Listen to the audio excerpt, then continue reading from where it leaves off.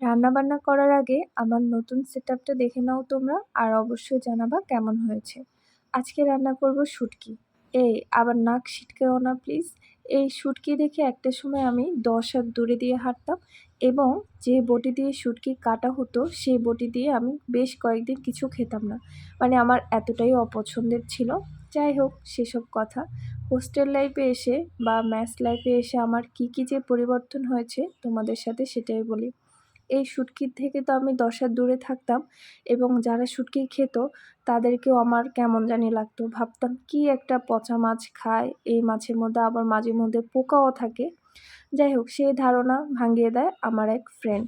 সে এত মজার শুটকি রান্না করে, তো সে একদিন আমাকে বলতেছে, "তুই একবার খেয়েই দেখ কেমন লাগে একটুখানি।" OMG! আমি একবার জাস্ট একটুখানি টেস্ট করেছি। বিশ্বাস করো ভাই, এটা যদি লাইফে একবারও টেস্ট করে না থাকো তাহলে ভাববা যে তোমার এখনো 50% টেস্ট থেকে তুমি বঞ্চিত।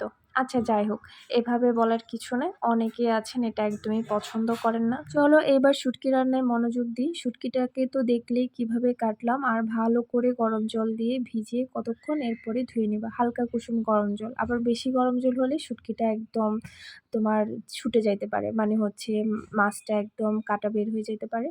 তো তেলের মধ্যে রসুন কুচি দিবা আর পেঁয়াজটা একটু বেশি লাগে এটাতে। রসুন পেঁয়াজটাকে ভালো মতো কষিয়ে লবণ, হলুদ এবং মরিচ দিয়ে কষানোর পর এর মধ্যে শুটকি দিয়ে দিবা। শুটকি দিয়েও মিনিট ৫ কষিয়ে ঝোল দিয়ে দিবা। তারপর এরকম শুকনো করে নামিয়ে ফেলবা। টাটা!